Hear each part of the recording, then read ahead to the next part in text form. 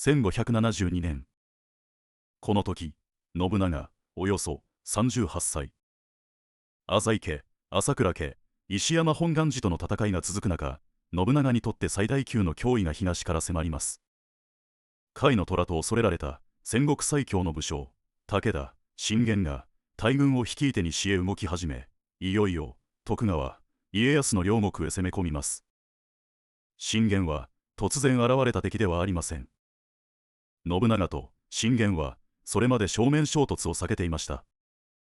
しかし信長の同盟者家康と信玄は遠江や三河をめぐって対立を深めていました。信長が家康を支える限り、織田軍も武田軍との戦いを避けられなくなります。信玄の精神を京都へ向かうためだけの行動と断定することはできません。徳川領を弱らせ、武田家の勢力を西へ広げることも重要でした。ただ、武田軍が家康を破ってさらに西へ進めば、信長は東西から圧力を受けます。武田軍は遠江へ入り、徳川側の城を次々に攻めました。二俣城を落とした信玄は浜松城の近くまで進みます。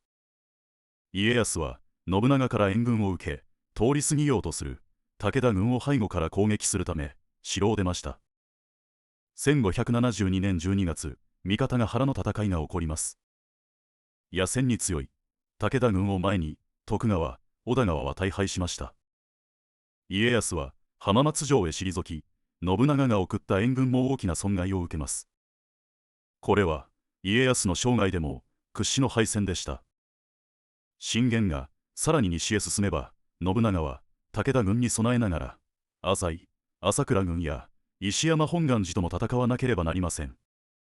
信長包囲網はこの時、最も危険な形に近づきました。京都では将軍、足利義昭と信長の対立が深まっていました。義昭は信長に京都へ連れてこられた人物ですが、信長の言う通りに動く人形ではありません。将軍として自分の権力を取り戻そうとし、各地の大名へ働きかけます。一方の信長は、自分が支えた幕府に軍事力に見合う発言力を求めました。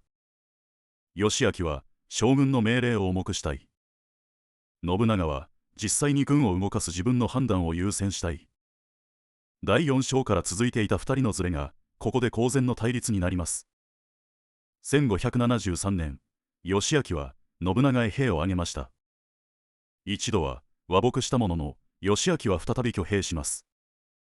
義昭にとって東から信長を圧迫する武田軍は大きな支えでした。しかし同じ年、病に倒れた信玄が亡くなり、武田軍は進撃を止めて引き返します。包囲網のすべてが消えたわけではありません。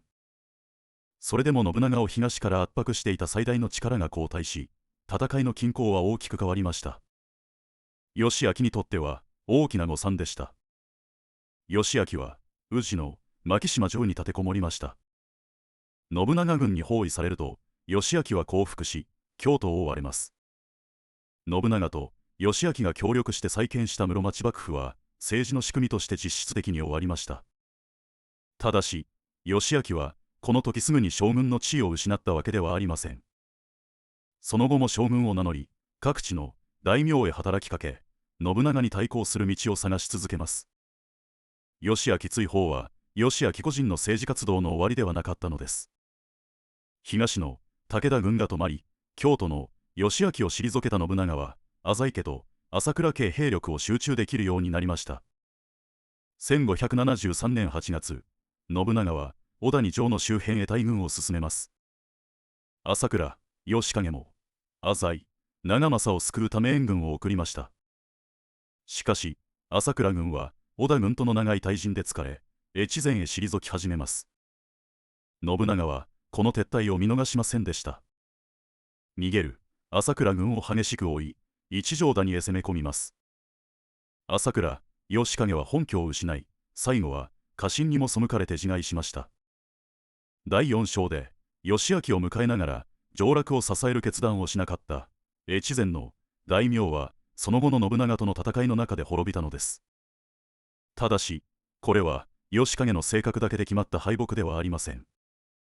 長い大陣で軍が弱り、退却の瞬間に信長の追撃を受けた結果でした。信長はすぐに近江へ戻り、小谷城への攻撃を再開します。鷲羽秀吉が京極丸へ攻め込み、浅井長政と父の久政を分断しました。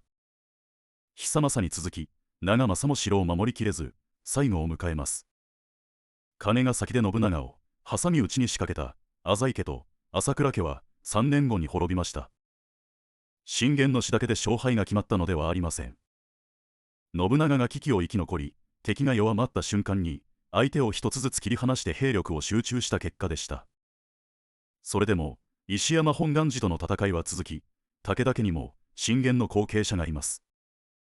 包囲網は崩れましたが、争いが終わったわけではありません。